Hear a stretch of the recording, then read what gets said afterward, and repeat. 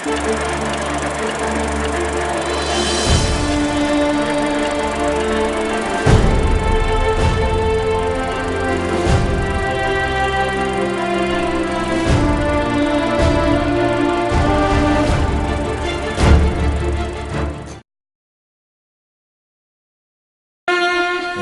орчлонгийн ингэрт утга төгөлдөр амьдарч урлагийн бурхан Тэнгэрийг улсын сэтгэлд залсан ард Монголын ухааныг алдарт хүргэсэн гавьяа эгэл даруухан амьдарсан эрхэм нэгэн ухаантан далаа ээжээр нутагтай дарахад зоны хүү диждийн жигжид найруулагч дэлхийд Монгол овогтой.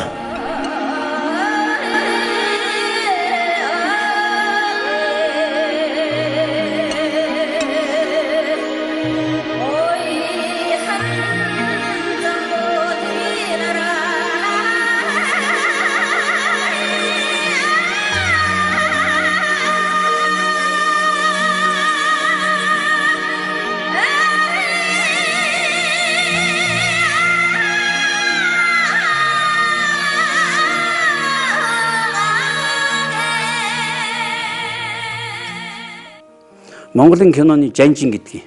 Энэ бол хөвсгөлийн дарахт хүн шүү дээ. 1935 онд Монголын киноны дурангаар ертөнцийг харж байх анхны хүн бол Жигж Дугай байгаа юм. Тэр хүнд их хөв зай магадсан байж магадгүй тийм үү? Кино үйлдвэрийг анх байгуулах гэж багшийн сургуулиас эдэн хүүхдүүдийг шалгаж авчирхад Жигж Дугай орж ирсэн байгаа юм. Жигж Дугай бол том мастер. Байглаас энэ хүн кино хийх ёстой гэдэг ингээд заяатсан. Ийм л Хөвсгөл нуурын баруун тал дарахтын хотгор гэж асар зайхан Монголын байгаль. Тэнд өссөн учраас энэ хүн бол тэр их байгалийн хараад бүхэл одоо тэр аюун ухаан нь тэнд задарч авиас бүлэг нь бол дэлгэрсэн болов гэж боддог байхгүй юу. Жигж Дугай өөрөө нэг удаа надад ярьж ирсэн. Би ч уг нь багш болох байсан шүү дээ чамтай адилхан гэж. Би 34 онд багшийн сургуульд ороод багш болохоор түүх газар зүйн багш болохоор багшийн сургуульд сурч байсан. Тэгс нэг өдөр ирээд тэндээс намайг дагуулаад чи өөр багш биш өөр мэрэгжилтэй болно гэж. Тэгээд аваачаад одоогийн тэр анхны кино өдөр байгуулах гэж байсан байл дээ. Орсын мэрэгчлийн гүйсэг гэж хүн байсан. Тэгээд тэр чи шав ороо. Одоо чи багш болоод түмэн багш байна. Чи Монгол киноны нэг хүн болно шүү гэж. Тэгэд би кино руу Орсын эдийн засгийн багшлал хүн хөвсгөлтэй багш болоод явж явах хүн байсан. Гоё бичдэг. Одоо зогтой киноны өмнө талын титр байдаг штэ. Уучин бичгээр бичсэн. Тэр чинь Жигж Дугай бичсэн гэж байгаа штэ. Тэгэхээр зөв та нар боддоо тий. Үнэхээр гоё бичдэг хүн байсан. А зурхын хувьд бол тэр Эрдэнэжлөмбийн сургуульд байхаас эхлээд ерөөсөө зургийн авьяастай. Ийм хөөхд байсан юм байна. Тэгээд чинь энэ хоёр зураг сайхан бичлэг хоёр гэдэг бол бас нэг хүний авьяасыг тодруулж л байгаа зүйл гэж бодож байгаа. Тийм хөөхд энэ багшийн сургуульд ирээд тэгээд зураг гэдэг маань бол мэдээж хэрэг кино бол дүрслэлийн урлаг учраас оператор тех орхон байсан шиг байна тийм ээ. Тэгээд тэр Лебед Дугайн туслахаар хэдэн жил явж ингэж кино операторын мэргэжлийг эзэмссэн юм хүн шүү дээ. Цогтой киноны зураг авсан. Тэгэхэд цогтой киноны бүтээлийг кино бүтээсэн улсуудад бол маш олон хүнд одоо тэрийн одоо медаль шагналд өгөхөд бол 24 настай байхдаа манай ажиг бол урлагийн авиац цэцгэлтэн гэдэг тэр өндөр цолоор шагналж байсан юм хүн шүү дээ. Тэгэхээр бодоход бол зүгээр нэг хүнд өгөхгүй шүү дээ. Тэр авиастай байж л өгнө. Би тайрч багшаас кино найруулах арга барилыг сурсан юм гэж. Ер нь кино найруулж болох юм байна гэдэг санаа бол өөрөөр хэлэх юм бол 45 онд 46 онд ч юм уу зогттой кино хийж байхад бол Жигж Дугай толгойд бууж байсан. Бөхөр бол нэг бяр амтагддаг. Би ер нь кино найруулад үтчих юмсан гэж хэлээл. Тэр үед ойдуугаан их сайхан их жанжин Сүхбаатар танаа гэсэн зохиол гарсан гэж ярьж байгаа. Би тэр үед мэдгүй шүү дээ 50 хэд он чинь. Тэгээд тэр нүгээр Ардын ич гэдэг кино гэсэн. Яагаад юу вэ? Дакимны нэг яагаад болохгүй болсон. Дайс намайг авсан гэж мэдсэн одоо хэрэг. Би явж тэдний замыг зөөрүүлж болов хөлж.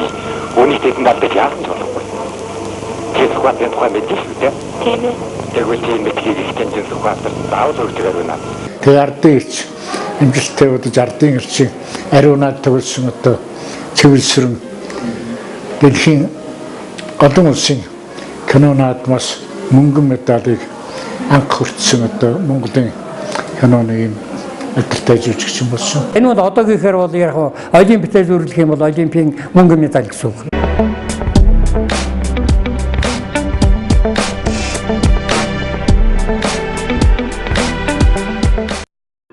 Жигдватай нэг хоёрхоо орон сайхны кино хийсэн. Нэгдүгээр төргөн хүү.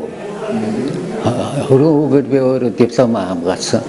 Хоёрдугаар төдөөгийн баясгал.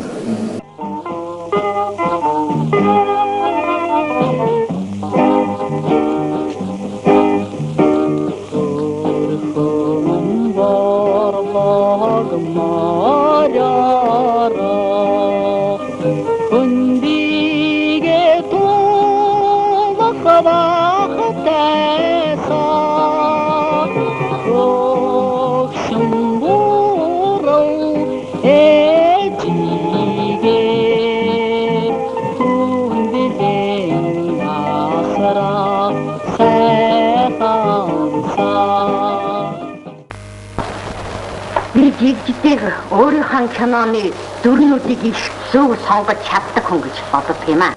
Зохиол сайн байхаас гадна тэр дүр сайн байх хэрэгтэй. Дүр зөв байх хэрэгтэй. Хэнд ч яг тэр буухтахаар дүр байх хэрэгтэй. Тэрнийг олж чаддаг хүн байсан. Тэгэд энгийн үнийг тоолж бас чаддаг. Жишээлбэл миний мэдхэд хамгийн эхлээд л Ганчааван хөргөн хүүдээр одоо Найданг авсан, найдангийн хөргөн хүүгүүд их сайн кино болсон гэж боддог. Тэгээд өдөөсөдөө зөндөө юу кино байна. Төмний нэгэн чимдэг үл жигжид одоо жүжигчин болгосон. Жигдваа бол ер нь тэр киноныхаа тэр дүрийн тухай бол жүжигчнүүдийнх нь нарийн ойлгуулж өгдөг.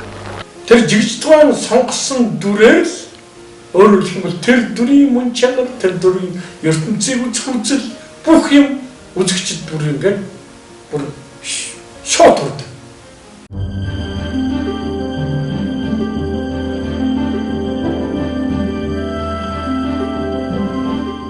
Жигдваа арга барил бол түүх хувьсгалын том цар хүрээтэй сэдвийг базаж орон сайхны одоо кино гэж 30 минутын юм дотор багтааж үзүүлэхтэй бол үнэхээр том мастер байсан. Өөрөөр түүхийн хувьсгалын сэдвийн одоо дөхөн киноны том мастер. Бидний бас авсан даа нэгдэг гэж нийт нэгэн хүчийг нийлүүлэн нэгэн зэрэг зоригдсон хөдөлгөөс үл хүрэх газаргүй бөгөөд мэдэхгүй чадахгүй хэмээх явдлаа огтгүй болж үр цэнглийн мандайг олж болохыг танганц бидний сэтгэлийн хэн зэрэг мэднэ. Ардын засаг нам дутгаа.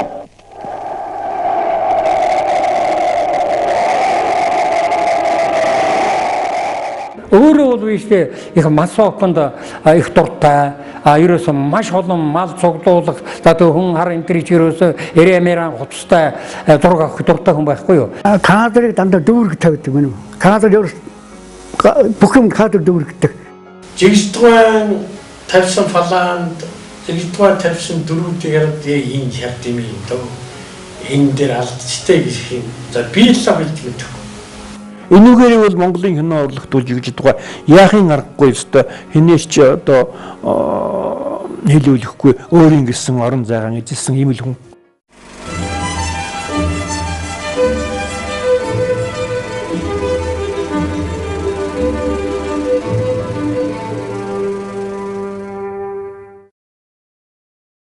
Жинхэнэ кинотой холбоотой жигдвагийн тухай ярина гэвэл би бүх холбоотой кино урлагийн дээд сургууль Москвад суралцаад 1961 онд дипломны ажил хийж дипломны ажил бол төмний нэг киногоор хийж юм. Ер нь жигдваа кино хийж байхдаа 2 удаа сүрхий хэл заманд одоо орсон хувь байдаг. Нэг нь бол юу гэтэл тэр төмний нэг киноны хийхдээ бол улс төрийн кино тогтоол гаргаад нэг ингээд хаагдаж барьж байсан юм юу вэ? Хэн мэдлийн жилүүдэд хүн чөлөөтэй сэтгэлгээ дааж хориотой байсан л дээ. Төмний нэг гэдэг юм ямар нэрээр гарсан бэ? Улсын 40 жилийн аргаар ванганы зохиол бол тэр төмний нэг киноны анхны зохиол нь бол шалгарсан байсан. Тэгээд төмний нэг гэдэг бол одоо хүний тухай, багш хүний тухай зохиол байсан шүү дээ. Өнөөдрөөс эхлээд би энэ сургуулийн багш. Та нар энэ сургуулийн шав нар. биш ээ. Сурагчид. Сурагчид. Сурагчид. Сурагчид маань тэгээд дөнгөж 7 хон байгаа нь чамлалтай л байна. Нэг намын актер хатуу үзэн суртлын хяналтанд энэ манай ганц кино биш шүү дээ. Урлаг утга зохиол бүгд дээрэл тийм байсан чинь хэвлэл уцгаал хянах газар гээл бүр намын төв хорон тэгээд тусгай газар байлаа шүү дээ. Маний имийг чинь үздэг, харддаг, хяндаг тийм ээ. Илүү дутуу юм хийчих үе гэдэг юм. Тэгээд тэрний юугаар л одоо юу жилхэндээ одоо цензуурлалтай орж ил жаахан нэлээд эвдэрчил засагдсал та зохиолно тий чин зүгээр сониндоо зүгээр одоо бол та нарт яаж хүрдгийг бүүмэд зүгээр тэр Голбаатар хиний чидэг үлээдээ тэр чинь нэг тийм одоо эренцэн горхоо маягийн тийм урт устай цагаан захалтай нэг тийм хүн манайдаа тийм ээ тэгэхэд бол энэ чинь би протоколын хэлсэн л да тэр Чөдөн Балдаргын хэлсэн юу байд юм бэл. Энийг хүн одоо заавал энэ гадна талаасаа эренцэнтэй ажиллах юм хүн ингээд яваад байх. Тэгээд тэр Монголын одоо чинь багш хүн чинь урлаг утга зохиол имэйл ярьж байгаа шүү дээ. Ингээд байх энэ нэг юу хэлэх гээд байна вэ гэж. Тэр гол оролын жүжигчин бас нэг тэр нууц товчоо энэ төр гэдэг ном энэ тэрийг харж байсан тэр үчинд болохгүй шүү дээ. Нууц товчоо байдгүй юм харахгүй шүү дээ. Хоёр дахь хийгээд төмний нэг кино төмний хоёр хүний мөр гэж байсан. Тэр үедээ хаагдаад дахиад засварлж хийгээд ингээд одоо төмний нэг кино баг 3 хийгдсэн гэж 3 сар болсон юм байгаа шүү дээ. Одоо энэ киноноос үеийн боллоо хэдэн хариу усман дуусаад буур цагаан болчихлоо. Ингэж байж одоо энэ үеийн үртийн киноноос ингэж амнасаа зориулж тэр киноны тэр хатуу хөтүү жилүүдэд өмнө төлөө гэрчж байсан одоо би тэр үгээ санах юм байна.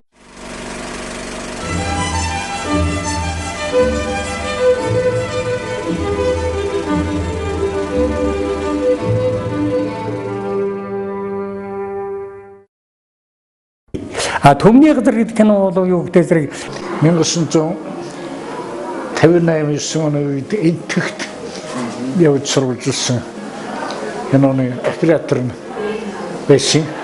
Энэ хөрөнгөтэй орныг хитрхи ил задгаа сурталчиллаа гэж хэлээд жигжид байгаа тэрүүгээр одоо тэгээд бас намын төөрөний дангутлалт арга хэмжээг тэр авах гэж байсан юм хүн. Урлагийн амьдрал гэдэг ард түмнийхээ хайр хүндэтгэлийн дунд үргэлж дэлбэлж байдаг цэцэг. Жигжид найруулагчийн уран бүтээлийн амьдрал дандаа дардан байсангүй. Түүний сэтгэл зүрх, ур ухаанаа шингэн бүтээсэн түмний нэг. Хүний мөр зэрэг кинонуудыг намын төв хорооноос олон нийтэд үзүүлэх эрхийг нь хүртэл хориглон бүтээсэн уран бүтээлчдийн сэтгэлд сэв суулгаж байлаа.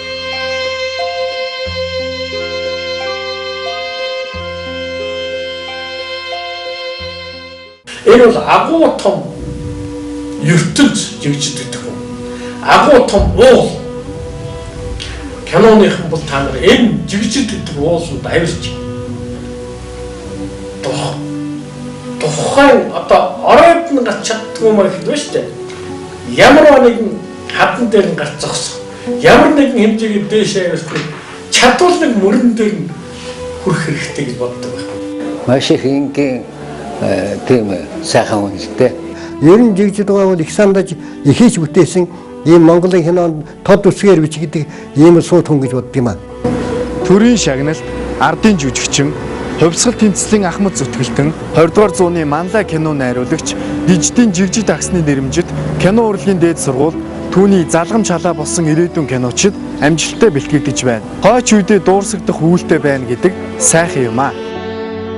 Дижитийн Монголын кино урлагийн үүрэг гэдэг чинь бол одоо нэг 10 минутын хөргөнд ярих юм биш үү л да наадах чинь. Доктор ажил зүт байхгүй.